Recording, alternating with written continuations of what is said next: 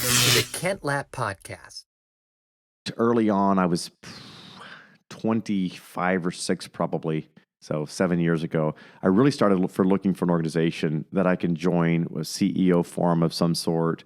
I didn't grow up. I didn't go to business school, so I didn't have the dorm buddies or the your entrepreneurship class or business class that a lot of folks have where they're building out. You go to Harvard or to any major business school, TCU in Fort Worth, and you end up with a sort of group of classmates that you really walk a lot of the rest of life right. with. I didn't have that. I didn't have high school, right? Well, and that's what's, just to interject just real quick, I think that is one of the big benefits of college, to be honest with you. It's and school too, high school maybe more, but at a lesser degree.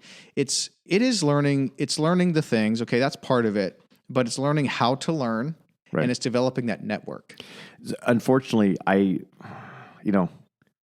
would say I have limited exposure, but we have, just since we did Culture Index, we've been using them for about 2 years now. I have 7,000 applicants in the system. And I've interviewed, a few hundred folks myself, looked at thousands of resumes. And I think, unfortunately, while that is a very true point, it's like anything else in life. You've got to go in. Too many with Right. a mission. Too many Yeah. people come out and they have their drinking buddies, right? Or they have the buddies that are great for like until you turn 25 and have kids and have Yes. responsibilities, and all of a sudden. But I also know for every 5 stories like that, I know 1 or 2 who are phenomenal. They do business together, they network together. Yes. They've truly come out of that, not just with a social aspect, but also a Yes. true network. So I looked at a number of different organizations, and personally, I ended up being invited to. It was funny. I was actually at a Dave Ramsey event in first one in Carlsbad, California. Beautiful. And it was, I remember I think one evening, this other gentleman and I started talking, and he ended up being from Texas, and now him and I are great friends, Josh Hopkins, and we're having cigars with Dave Ramsey and a couple of other folks, and having a great evening. And he introduced me. He said he's from Texas, he's from Midland, I'm from Fort Worth. We started talking. I started telling him what I'm interested about, because why was I at the Entre Leadership event? It was the first event I went to, so I was there by myself, without team members, and I was looking for that network and for that CEO group, leadership group that I become part of, to really share and bounce ideas off of each other. And so he told me about YPO. He was a YPO member, told me about YPO. We became friends. He gave me an invite, interviewed, and became a member of YPO. And so I personally have it just expanded on that idea. So back to, probably most of reading, I get more now out of my YPO network than I probably do out of books by far and large. So I'm actually part of 2 forums now. I just started an international forum around retail. So we've got a member from Scotland. We've got a member from Buenos Aires, or not Buenos Aires, from Brazil. We have a member, from New York, myself. We got LA. We have Florida. So there's 12 members of us from around the world, and it's CEOs. Some are providers to retail, some are retailers, some are manufacturers to retail, some are marketing to retail, but it's all around retail. So we're all YPO members from around the world. But then we're all retail focused and here to make each other better. And YPO is a very unique organization. It's the oldest in its kind, and I think the highest quality.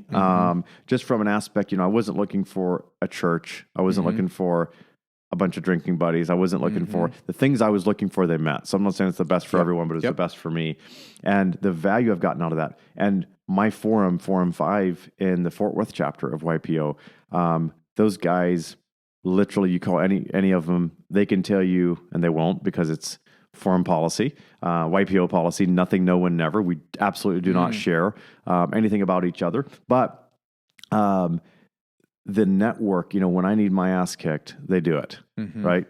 Now, with respect, within our core values as a organization and as a forum, but that group of guys is absolutely changed my life and walked through with me in some of the darkest things the last few years. I just lost my father. I mean, so I It's at a time when my wife and I ended up, I had to close down my father's church where he was pastor. We were looking for something a bit different than that church, and so the process of finding and joining another church, Doxology Bible Church in Fort Worth, and looking at during the time I did at my first acquisitions, things that I went through, the failures and blessings, the failures and wins in life. They've been there. They're always a phone call away. I mean, I was talking to one, reached out to me for something at 11 o'clock the other night, right? We're there for each other. We're really tight. And I'll tell you, those guys know everything about me, except for the things I don't know about myself and they can't see. That's blind spots that we don't rub shoulders enough for them to be able to see. So that's been absolutely a big thing. And it's great because it's a very vulnerable, very real, very with integrity and just honesty. And so when they're struggling with something, it's shared experience. I'm not there to tell them what to do. They're not there to tell me what to do. We share shared experiences. And the things I've been able to learn is I share what my problems are, and we think through these things, and they ask clarifying questions, and they give shared experiences, or vice versa. Absolutely, absolutely. Not only just a wonderful thing, life-changing. Yeah, interesting. So what do you think are the key components to that, or again, the principles that makes that work? If someone's listening like, man, that'd be great, but maybe they're not a president or a CEO, and so they can't join YPO, or maybe they can't afford it. What is it about that works? I'm thinking of, I think it's Mark Cuban that says, be careful about taking advice from someone who doesn't have a vested interest in the outcome. Right. And I agree with that, although sometimes it's actually good to take advice from someone who doesn't have a vested interest in the outcome. But what seems to me is this is people of similar responsibility. It seems like these are capable people. It seems like they're going to be wise. Now, they both do and don't have a vested interest in the device or the counsel they're giving you. They do because you're close friends and you're part of this forum, you're part of this group. And there's really not that much counsel given, actually. Like I said, it's more shared experience because we're truly all interconnected, right? And we all have our unique journey. We're all, my name's Jonathan, your name's Kent. We're not the same person, but yet at the end of the day, you have kids and you're raising them. So when you talk about the I'm sure you're a wonderful son sitting with us here, and you're working with Dad on a Saturday, just like you and I did. Isn't it funny? I didn't know what a MacBook was, though. I didn't have headphones. Exactly, right? That's because there probably wasn't one. Right. But we've all walked this journey, whether it's marriage or business or whatever. So I think what you got to do is, and one of the number one reason I knew I wanted a forum of sorts. I didn't even know what to call it back then when I started looking, but I knew I wanted a forum, but I also knew that I wanted to be the small fish in the big pond. Okay. So one of our core values I told you as an organization is grow or die. And I fundamentally believe, I think it's the law of nature. You cannot grow if everyone around you, you have to at some point be plugged into people that are ahead of you in the journey, right? Yeah. So, if I go hang out with people who have a 2-month-old right now that's crying every night, daggum, I sound like a pro. We've had 4 kids, right? Right. But then I go talk to someone who has a 9-year-old, 1 year older, like yourself. You've already seen a whole year of life and changes that I haven't seen, right? Or then those people who have grandkids. Exactly. Right? Or kids that are just going to college, or kids that are just being married. So the number one reason that made me join YPO versus C12 and some of the other organizations was because the average company size, I was looking for business, and it's ended up being so much more than that, was so significantly larger than what I was, right? I was like on the bottom edge, hardly got approved kind of thing. And so what principle is that? For me, that's a principle of always reaching up if you want to grow. Right, as an individual. So it's great to have friends you just hang out with, right? But if that's all you have, if you don't have people who stretch and invest, so frankly, as we do that, we're all, probably ahead of each other in some way. I'm definitely behind them in a lot of ways. Whether it's marriage or kids or business or faith or whatever that is. So I think the fundamental thing that makes it work is we have a commitment to each other. Yeah. Right? We have a code of conduct, code of ethics. And then I'll tell you, I really think the core thing is, and I think YPO realizes this internationally. There's 28,000 members, 20 million employees employed by YPO companies, $6 trillion of gross revenue, right? So it's the third largest economy in the world. Wow. Really. That's amazing. But what makes it work? There's a YPO I text this morning. He's here in Nashville. Runs Souls for Souls. I don't know if you may or may not be familiar with the organization, but it's a phenomenal organization. Buddy's just a phenomenal guy. What makes it unique, I think, at the very, very core is trust. Yeah. So we have this core thing that we call nothing, no, and never. Think about in your life of one person who's nothing, no, and never. You can tell them anything. Now, if I tell you I killed somebody yesterday and you're my forum mate, they're calling the cops, right? Yeah. I mean, there's a boundary to it. This is not a cult or some kind of secret brotherhood. But I think that's what makes it work. That's the core of what makes it work. Because until I know, and so every meeting every forum meeting we start off our check-in with nothing, no, and never. We review our core values, and we ask ourselves, whoever's moderating, we ask ourselves, was there a possible breach? Did we get close to it?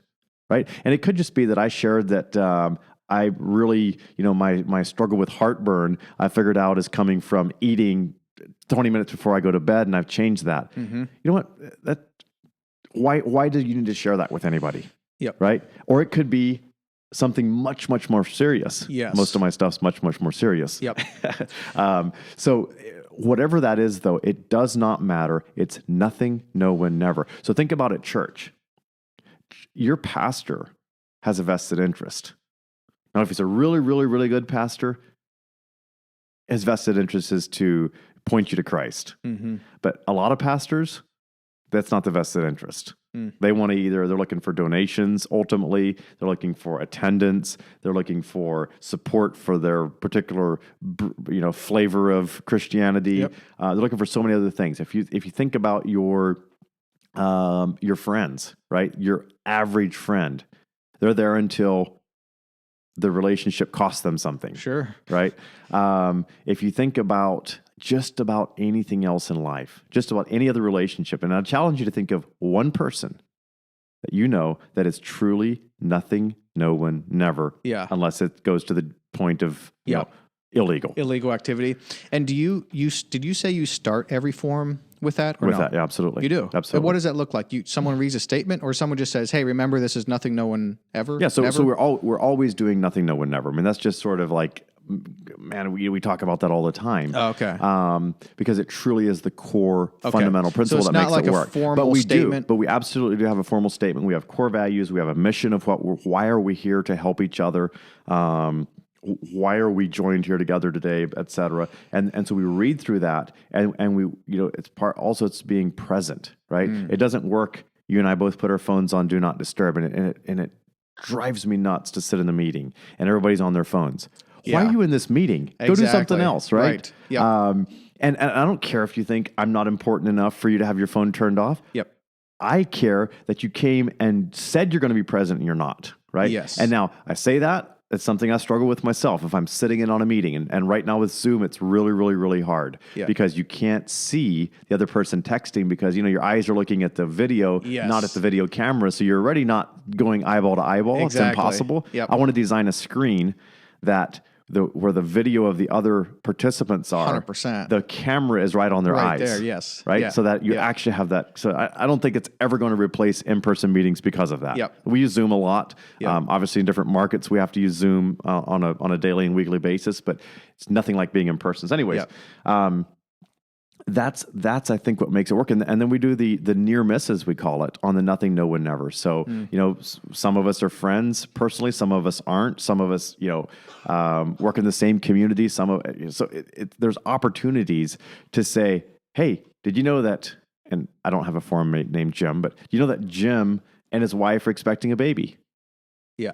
Well, you start thinking about the repercussions. Jim and his wife were maybe going to have a reveal party, and you just destroyed that for him. Right. Exactly. Or maybe Jim and his wife always said we're not going to have kids, right? And and then all of a sudden they have you never know what's going on. And that's, not the greatest example, but you can think I think it's actually a great example. You can think of something that seems so innocent. Yep.